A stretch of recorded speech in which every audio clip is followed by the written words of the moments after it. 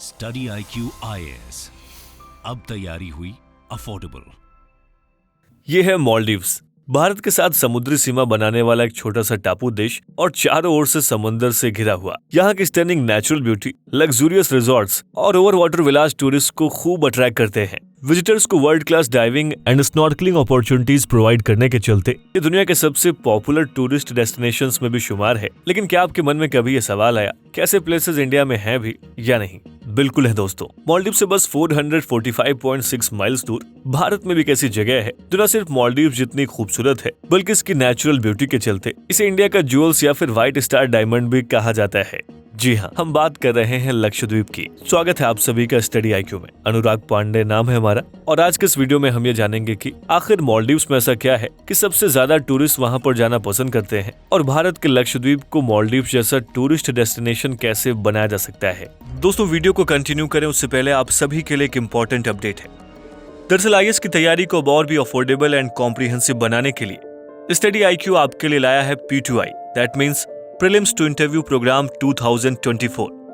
दोस्तों, इसके जरिए आप प्रीलिम्स, मेंस एंड इंटरव्यू यानी UPSC एग्जाम के तीनों स्टेज की तैयारी एक साथ कर सकते हैं। UPSC सिलेबस को कंसीडर करते हुए इस बैच में आपको लाइव क्लासेस के through basic to advance cover कराया जाएगा। साथ ही mentorship, test series, crash course, notes और बुक्स, ये सब कुछ भी आपको इस बैच में मिल रहा है। CIS live prelims to interview 2024 batch को अगर आप ज्वाइन करना चाहते हैं और आप अनुराग लाइव कूपन कोड का इस्तेमाल करते हैं तो इस बैच की टोटल फीस 45,000 की बजाय आप इसे 29,999 का अवेल कर सकते हैं। इस बैच से रिलेटेड अधिक जानकारी के लिए आप स्क्रीन पर दिए गए नंबर पर कॉल कर सकते हैं या फिर वीडियो के डिस्क्रिप्शन बॉक्स में दिए गए कोर्स से रिलेटेड PDF को भी डाउनलोड कर सकते हैं। दोस्तों, जब भी कोई कपल हनीमून पर घूमने की बात करता है या अपने लिए कुछ सुकून के पल चाहता है, हम उसे सबसे पहले मालदीव्स घूमने की सलाह देते हैं। मालदीव्स न सिर्फ पर्यटकों के बीच इतना फेमस है बल्कि सेलिब्रिटीज की भी पहली पसंद हमेशा से ही मालदीव्स ही रहा है। देखा जाए तो साल सबसे ज्यादा सेलिब्रिटीज अपने वेकेशन को मालदीव्स में मनाते हुए नजर आए हैं। ऐसे में आपके मन में भी ये सवाल आ रहा होगा कि आखिर ऐसी क्या वजह है जिसके चलते यहाँ लोग इतना घूमने आते हैं और इस साल ट्रैवलिंग में सबसे टॉप पर मालदीव्स ही क्यों रहा है। आइए सबसे पहले इसके कुछ दिलचस्प कारणों को समझ लेते हैं। देखिए, इसमें कोई भी शक नहीं कि मालदीव्स अपने खूबसूरत द्वीप और रिजॉर्ट्स के लिए फेमस है, लेकिन यहाँ की सिक्योरिटी से जुड़े रूल्स टूरिस्ट को अपनी ओर अट्रैक्ट करते हैं। रिजॉर्ट में सुरक्षा के कई प्रोटोकॉल्स हैं, जहाँ पर्यटक एक दूसरे के रिजॉर्ट तक नहीं जा सकते। साथ ही पर्यटकों और स्थानीय लोगों के बीच संपर्क में भी मालदीव्स सबसे ज्यादा ध्यान देता है। यहाँ के द्वीप शानदार जलवायु और प्राकृतिक सुंदरता के लिए भी लुभाते हैं। यहाँ के कई रिजॉर्ट माले एयरपोर्ट के बेहद करीब हैं और अगर कोई बजट की वजह से रिजॉर्ट नहीं लेना चाहता है तो बीच साइड रिजॉर्ट उसको सस्ते में पड़ सकते हैं। दोस्तों, चमचमाते रेतीले समुद्र तटों और शांत नीले पानी के साथ ही मालदीव्स में कई मजेदार वाटर स्पोर्ट्स मौजूद हैं, जो यहाँ पर आने वाले टूरिस्ट का मजा दोगुना कर देते हैं। देखा जाए तो मालदीव्स दुनिया के सबसे रोमांचक हनीमून प्लेसेस में भी एक है और अगर आप मालदीव जाएं तो आपको वाटर एक्टिविटीज के साथ साथ रोमांच गतिविधियों में शामिल होना एक अलग सुखद अनुभव कराता है। दोस्तों, मालदीव्स के सभी रिजॉर्ट अपने आप में बहुत ही खूबसूरत है, जो आपको एशिया में एक बेहतरीन वैकेशन मनाने के लिए एक नया अनुभव प्रदान करते हैं। देखा जाए तो कुछ कपल्स मालदीव्स के बाद दुबई, भारत, सिंगापुर, थाईलैंड और यहाँ तक कि बाली के लिए भी घूमने निकल जाते हैं, जहाँ से आप आसानी से मालदीव्स पहुँच सकते हैं और श्रीलंका और मालदीव्स भी एक अच्छा खासा कॉम्बिनेशन है। दोस्तों, मालदीव्स में स्नॉर्कलिंग एक्टिविटीज काफी है। पानी के नीचे अजूबी चीजों का अनुभव लेने के लिए मालदीव से बेहतर कोई भी और जगह नहीं हो सकती है। मालदीव्स में स्कूबा डाइविंग का मतलब है सफेद रेत के समुद्र तट, कोरल रीफ्स और जीवंत समुद्री जीवन को देखना। डाइविंग करते समय आपको शार्क, कछुए, मैंटा रेस और व्हेल जैसे समुद्री जीव आपको देखने को मिल जाएंगे, जो आपके लिए बहुत ही एक्साइटिंग एक्सपीरियंस होगा। दोस्तों, आइए भी समझते हैं कि कैसे लक्षद्वीप में मालदीव्स के टूरिज्म मॉडल को इम्प्लीमेंट कर इसे भी टूरिज्म हब बनाया जा रहा है। ये है हमारा लक्षद्वीप। दोस्तों, लक्षद्वीप केरल के कोचीन शहर से लगभग 400 किलोमीटर दूर अरब सागर में स्थित है। ये 36 आइलैंड्स का एक ऐसा समूह है जो लगभग 32 स्क्वायर किलोमीटर में फैला हुआ है। ये चारों ओर से समुद्र से घिरा द्वीप है, जो white sand beaches, beautiful lagoon, crystal turquoise और रंग बिरंगे समुद्री जीवों के लिए दुनिया भर में मशहूर है। दोस्तों, आपको बताते चलें कि मलयालम और संस्कृत में लक्षद्वीप को 1 लाख द्वीप भी कहा जाता है। लक्षद्वीप भारत के 8 केंद्र शासित प्रदेशों में से सबसे छोटा संघ राज्य क्षेत्र है। इसकी राजधानी कवरत्ती है और ये इस यूनियन टेरिटरी का प्रमुख शहर भी है। दोस्तों, ऐतिहासिक रूप से देखा जाए तो 1956 में भारत सरकार ने सभी द्वीपों को मिलाकर लक्षद्वीप को यूनियन टेरिटरी का दर्जा दिया और 1973 में मिनिकॉय, लेक डाइव और अमिंडी द्वीप को भी लक्षद्वीप में शामिल कर दिया गया। वैसे तो लक्षद्वीप में प्रमुख रूप से 12 एटॉल, 3 रीफ, 5 जलमग्न बैंक और 10 आइलैंड्स ऐसे हैं जहां पर लोग रहते हैं। देखा जाए तो सारे आइलैंड्स केरल के तटीय शहर कोची से 220 से 440 किलोमीटर दूर पन्ना अरब सागर में मौजूद हैं। लक्षद्वीप अपने शांत वातावरण,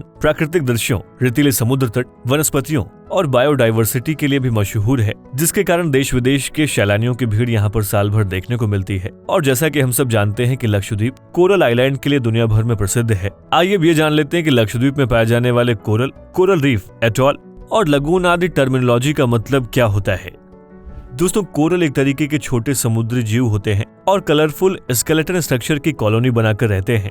ये कोरल भारत के कोस्टल एरिया सहित लक्षद्वीप के तटीय इलाकों में भी काफी संख्या में होते हैं। दोस्तों, कोरल रीफ की बात करें तो कोरल द्वारा रिलीज किए गए स्केलेटन में ठोस कैल्शियम कार्बोनेट यानी कि काव होता है, जिसके ढेर से कोरल रीफ का निर्माण होता है और इन कोरल रीफ से यहाँ के आइलैंड्स का निर्माण हुआ है, जबकि कोरल रीफ की सर्कुलर शेप को एटॉल कहा जाता है। आइए अब ये जानने की कोशिश करते हैं कि आखिर टूरिज्म के सेक्टर में लक्षद्वीप की कितनी क्षमता है। दोस्तों, लक्षद्वीप में टूरिज्म की अपार संभावना है। आपको ये जानकर हैरानी होगी कि इस यूनियन टेरिटरी के रेवेन्यू का बड़ा हिस्सा टूरिज्म सेक्टर से ही आता है और इसकी वजह यह है कि टूरिज्म ही यहाँ की अर्थव्यवस्था का प्रमुख भाग है। ऐसे में tourism revenue generation, job creation और ओवरऑल लक्षद्वीप द्वीप समूह के ग्रोथ में अहम भूमिका निभा सकता है।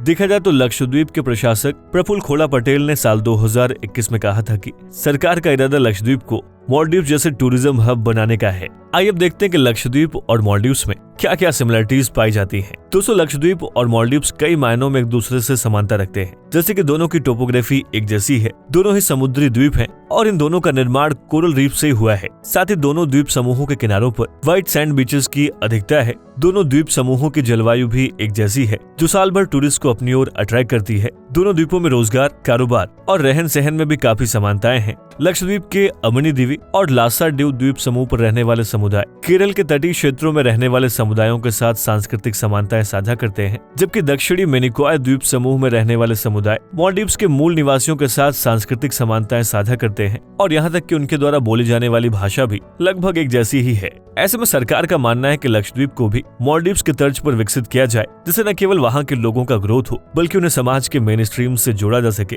अपने इसी इरादे को पूरा करने के लिए भारत सरकार ने 2021 में एक रूल पास किया है, जो कि बेहद ही चर्चा का केंद्र बना हुआ है। दरअसल ये रूल कुछ इस तरीके से था कि 2021 में लक्षद्वीप को विकसित करने के लिए लक्षद्वीप डेवलपमेंट अथॉरिटी रेगुलेशन 2021 को इंट्रोड्यूस किया गया और वहां के एडमिनिस्ट्रेटर को यह पावर दी गई, जिससे वो प्लानिंग एंड डेवलपमेंट अथॉरिटी को अपॉइंट करके किसी भी एरिया को डेवलप कर सकता है जिसका बैड लेआउट या फिर एब्सोल्यूट डेवलपमेंट किया गया हो। इस प्लानिंग पर डेवलपमेंट अथॉरिटी के गठन में एक चेयरमैन, एक town planning officer, 3 government nominee experts और 2 लोकल अथॉरिटी रिप्रेजेंटेटिव्स होंगे और इस अथॉरिटी का काम डेवलपमेंट के एरियाज की पहचान करके उनका विकास करना होगा। दोस्तों, इसमें लैंड एक्विजिशन, इंफ्रास्ट्रक्चर और रिहेबिलिटेशन आदि कार्य शामिल है, लेकिन इस रूल में क्षेत्रों में कैंटोनमेंट एरियाज को शामिल नहीं किया गया है। इन सब के अलावा भी लक्षद्वीप में टूरिज्म को बढ़ाने के लिए कई और भी डेवलपमेंट किए जा रहे हैं, जैसे कि भारत सरकार ने बजट 2022 और 23 में 9.5 करोड़ रुपीस लक्षद्वीप को आवंटित किए गए थे। अगस्त 2021 में लक्षद्वीप प्रशासन ने कदमत, मिनिकॉय और सुहेली द्वीपों में इको टूरिज्म, बीच विलास और वाटर विलास के निर्माण के लिए 813 करोड़ रुपीस की एस्टिमेटेड प्रोजेक्ट कॉस्ट में ग्लोबल टेंडर्स को इनवाइट किया है। लक्षद्वीप प्रशासन ने 11 द्वीपों पर पब्लिक प्राइवेट पार्टनरशिप के द्वारा इको टूरिज्म प्रोजेक्ट बनाने के लिए लोगों को इनवाइट किया है। साथ ही फरवरी 2021 में यूनियन टेरिटरी ने गृह मंत्रालय को दिए अपने प्रस्ताव में क्रूज टूरिज्म को विकसित करने और जॉब क्रिएशन के उद्देश्य से द्वीपों में एक टूरिस्ट शिप समर्पित करने की घोषणा की। और इन सब के अलावा जनवरी 2021 में ministry of ports, shipping and waterways ने संभावित एयरलाइन ऑपरेटर के माध्यम से एक स्पेशल पर्पज व्हीकल के चुनिंदा मार्गों पर सीप्लेन सेवाओं का संचालन भी शुरू किया है। इन सब के अलावा भी भारत सरकार और लक्षद्वीप प्रशासन ने मिलकर मालदीव जैसे अनेक मॉडल को इस द्वीप समूह पर डेवलप कर रही है, जो कि इसको टूरिज्म हब बनाने में इम्पोर्टेंट रोल प्ले कर सकते हैं। जैसे कि सबसे पहली पहल ये है कि लक्षद्वीप प्रशासन ने कहा है कि लक्षद्वीप को मालदीव्स की तर्ज पर विकसित करना चाहते हैं और पड़ोसी देश में उपलब्ध सभी विश्व स्तरीय सुविधाओं के साथ 3 प्रीमियम वाटर विला प्रॉपर्टी जल्द ही लक्षद्वीप में आ रही हैं। ये परियोजना भारत की अपनी तरह की पहली परियोजना है जहां सौर ऊर्जा से चलने वाले पर्यावरण के अनुकूल विश्व स्तरीय सुविधाएं विला में दी जाएंगी। दूसरी पहल, लक्षद्वीप ने मालदीव्स और मॉरिशस के समान अनुभव के साथ क्रूज पर्यटन की योजना का प्रस्ताव रखा। बड़े जहाजों से लेकर छोटी नौकाओं तक यहाँ पर्यटकों को अपनी पसंद का क्रूज चुनने का विकल्प मौजूद होगा, जो उन्हें उनकी पसंद के अलग अलग स्थानों पर ले जाएगा। साथ ही 48 घंटे तक चलने वाले सभी हॉलीडे क्रूज पैकेज का ऑफर भी होगा। दोस्तों, तीसरी पहल है लक्षद्वीप में भी न्यूड बीच को बढ़ावा देना। शायद आप में से ज्यादातर लोग इस बात के बारे में न जानते हो कि भारत के सबसे छोटे केंद्र शासित प्रदेश में एक सुंदर आबादित कोरल द्वीप यानी कि अगत्ती द्वीप समुद्र तट है, जहां कपड़े न पहनने का भी विकल्प है। हालांकि हरे नारियल के पेड़ों से ढके इस भव्य सफेद रेत वाले समुद्र तट पर जाने के लिए आपको विशेष अनुमति की जरूरत पड़ेगी और इसे टॉडलेस बीच भी कहा जाता है। दोस्तों, अगर आप मालदीव्स के समुद्र तटों के फैन हैं, तो जरा रुकें, आपने अभी तक भारत का ये वाला सीक्रेट बीच नहीं देखा होगा। दरअसल लक्षद्वीप का सबसे गुप्त और आंसू की बूंदों के आकार का बंगारम द्वीप काफी खूबसूरत है, जहां पर आप वाटर स्पोर्ट्स जैसे कि scuba diving, deep sea fishing, snorkelling और विंड सर्फिंग जैसे वाटर स्पोर्ट्स का मजा ले सकते हैं। साथ ही अगर आप खाने के शौकीन हैं, तो लक्षद्वीप आपका फेवरेट हॉलीडे स्पॉट बन जाएगा। यहाँ के लोकल फूड में आपको केरल का स्वाद तो मिलेगा ही, साथ ही यहाँ पर आपको कई तरह के और भी पकवान मिल जाएंगे, जैसे कि मुस कबाब जो कि फिश करी कबाब है। और अगर आप लक्षद्वीप जाते हैं और इस डिश को नहीं खाते हैं, तो आपकी ट्रिप अधूरी मानी जाती है। साथ ही यहाँ पर आपको ताजा क्रिस्पी ऑक्टोपस फ्राई और सिग्नेचर फिश पकौड़े भी जरूर ट्राई करने चाहिए।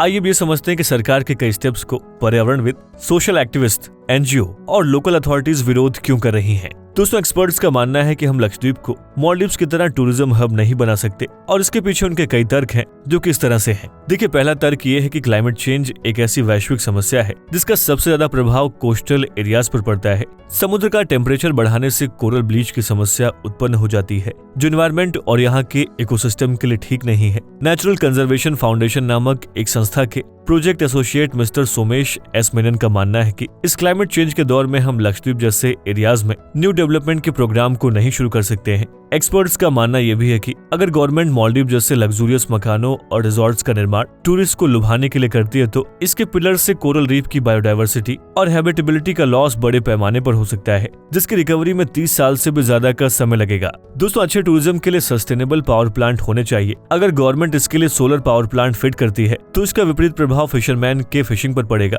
और ऐसा इसलिए है क्योंकि कोस्टल एरियाज पर सोलर पैनल लगाने से लगून के क्षेत्र में मछुआरों की पहुंच नहीं हो पाएगी। लक्षद्वीप में लैंड एक्विजिशन, रिहैबिलिटेशन और कल्चरल कॉन्फ्लिक्ट जैसी समस्याएं हैं, जिनका निवारण करना सरकार के लिए ज्यादा जरूरी है। इन सब के अलावा अगर लक्षद्वीप पर टूरिज्म को और एक्सपैंड किया गया, तो वेस्ट डिस्पोजल और फ्रेश वाटर की कमी हो जाएगी। साथ ही हम सब ये बात जानते हैं कि लक्षद्वीप में बारिश अधिक होती है, फिर भी यहाँ पर ग्राउंड वाटर की कमी है, क्योंकि बारिश का पानी जमीन के अंदर न जाकर सी वाटर में मिल जाता है और यूज के काम में नहीं आ पाता। देखा जाए तो फ्रेश वाटर न सिर्फ मनुष्यों के लिए बल्कि यहाँ की बायोडायवर्सिटी के लिए भी जरूरी है।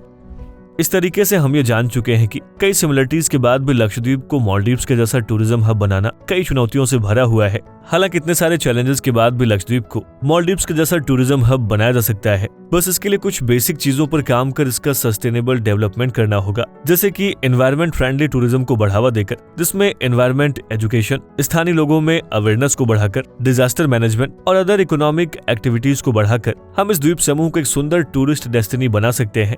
देखा जाए तो संसदीय समिति ने पोत परिवहन एवं जलमार्ग मंत्रालय से कहा कि वो चाहेगी कि मंत्रालय अंडमान निकोबार द्वीप समूह और लक्षद्वीप में क्रूज पर्यटन सहित पर्यटन के विस्तार के लिए मालदीव्स मॉडल का अनुपालन करने की संभावना का पता लगाए।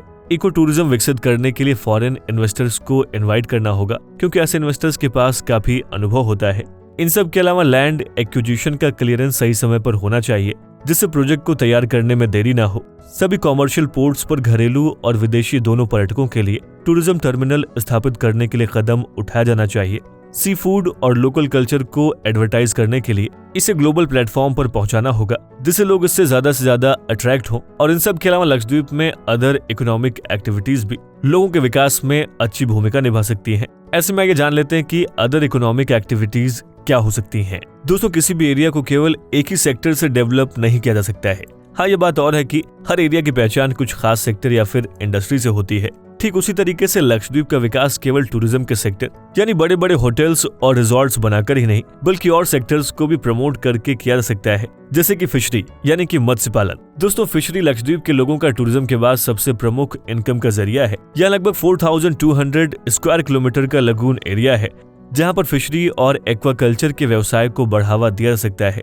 साथ ही टूना और शार्क जैसे हाई डिमांड सहित अन्य सी फूड की मांग ग्लोबल स्तर पर बहुत ज्यादा है। ऐसे में सरकार को चाहिए कि यहाँ की लोकल पॉपुलेशन को एनवायरमेंटल ट्रेनिंग देकर जॉब के अवसर को बढ़ाए। साथ ही प्रशासन को चाहिए कि वो यूथ को फूड प्रोडक्ट्स, बेवरेजेज मैन्युफैक्चरिंग और वुड बेस्ड फर्नीचर जैसे एमएसएमई सेक्टर को मेक इन इंडिया के जरिए प्रमोट करे। दोस्तों, आपको ये जानकर हैरानी होगी कि लक्षद्वीप भारत का पहला 100% ऑर्गेनिक यूनियन टेरिटरी है। यहाँ पर उत्पादित ऑर्गेनिक प्रोडक्ट्स को देश विदेश में एक्सपोर्ट कर अच्छा इनकम अर्न किया जा सकता है। साथ ही यहाँ पर कोकोनट ट्री की अधिकता से कोकोनट ऑयल जैसे प्रोडक्ट को बाजार तक भेजा जा सकता है। और इन सब के अलावा engineering workshops, ITs, automobile servicing और स्मॉल स्केल सर्विस इंडस्ट्रीज को भी यहाँ पर बढ़ाया जा सकता है। दोस्तों, लक्षद्वीप को मालदीव जैसे अन्य मॉडल की तरह डेवलप करके उसे एक बेहतरीन टूरिज्म डेस्टिनी बनाया जा सकता है। देखा जाए तो लक्षद्वीप इकोसिस्टम और कल्चर की एक अनमोल विरासत प्रदान करता है। यहाँ के द्वीपों की अनूठी विशेषता यहाँ के कोरल रीफ्स हैं, जिससे इनक्रेडिबल टूरिस्ट डेस्टिनी बन जाता है। साथ ही लैगून स्विमिंग, एयर सर्फिंग,